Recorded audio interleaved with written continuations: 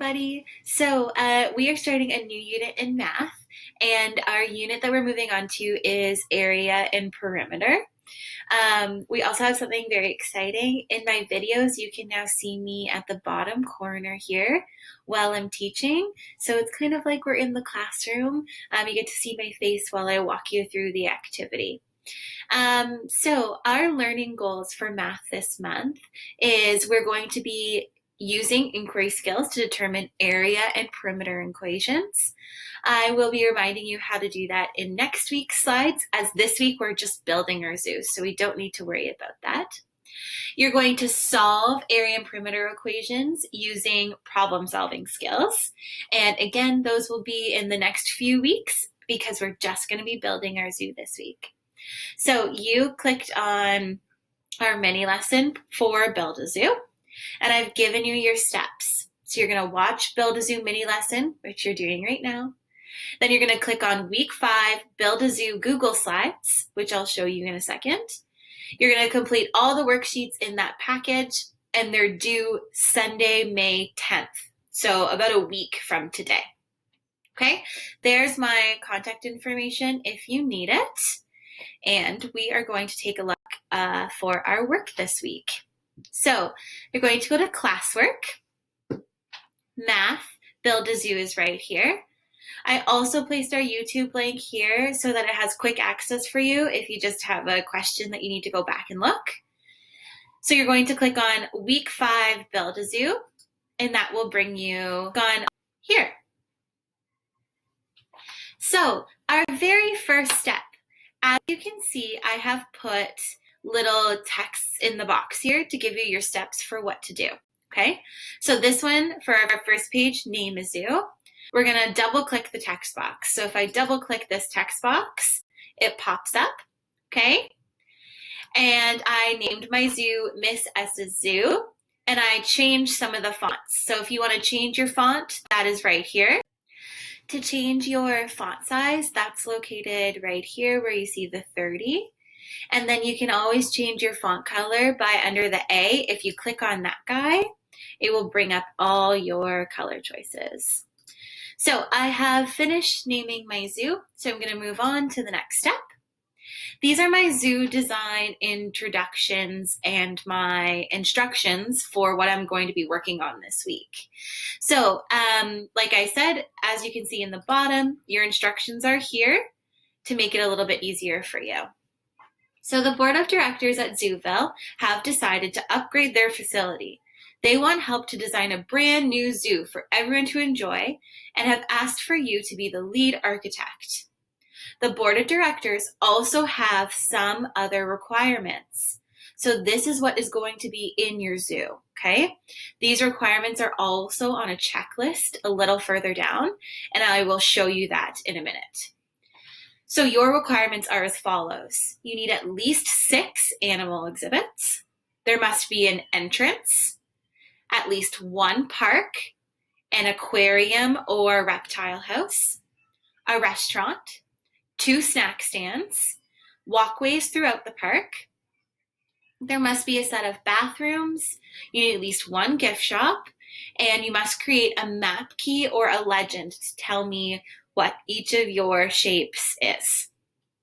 So I have included 2 examples for you, okay, of what some people have done. So this one has a monkey house, zebras, lions, okay? There's even some walkways in here as well. Now, in these little bubbles, it shows you how to do the area and perimeter. You don't need to worry about that this week. We're going to work on that next week, and I'm going to do a mini lesson for you to remind you how to calculate area and perimeter. This week, we're just creating our zoos. So you can use this as an example. There's also this example here, okay? You have all your animal shapes for each den, washroom, entrances. So you can use this as a reminder as well. Okay, here it says to label everything in your zoo. However, because we're doing it online, you're going to use different colors to show me what each space is. And I'm going to show you how to do that. Okay? So here is our rough draft. I've given you, again, instructions down here on how to add the shapes digitally, okay? So my first thing, I want to add the 6 exhibits that I need for the animals. So to do that, I'm gonna go Insert, Shape, Shapes, and you can click whatever shape works for you. Okay, we want it to be a square or a rectangle because those are the perimeters that we're working on. So I'm going to do elephants first. I'm going to make it a pretty big elephant pen. Okay.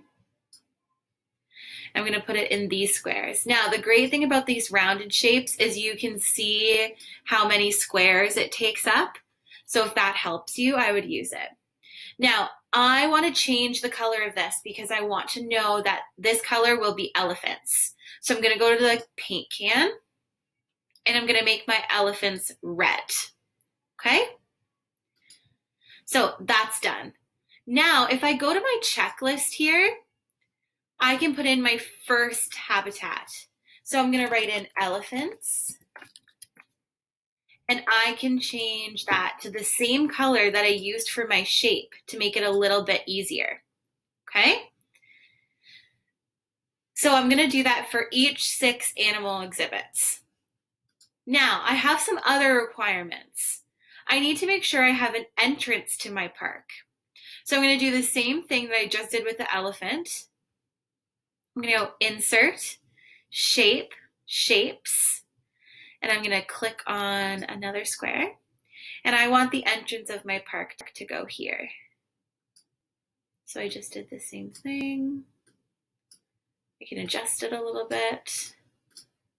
And I'm going to make the entrance of my park, I'm going to make that black.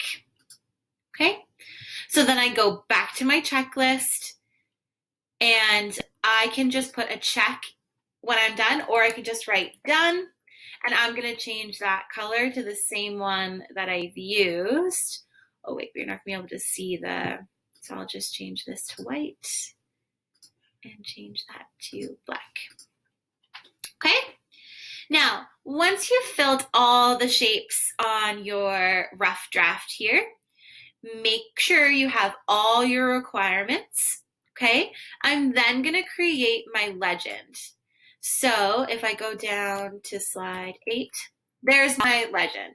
So I'm going to do the exact same thing. I can actually copy these shapes, okay? So I can copy these shapes, or I can copy the ones from my checklist so they already have the words in them.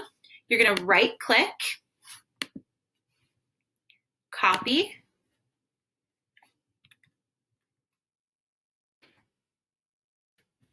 and then if you right-click again, paste, it will come up right here for you. And I can just make that guy a little bit smaller, okay? So that makes it a little bit easier than you having to redo the shape every single time. The only difference for this guy is it only says done. So you would just have to change what it says. Paste. So this was an entrance. So I will just change that in there. Okay. So this is what you're going to be working on this week.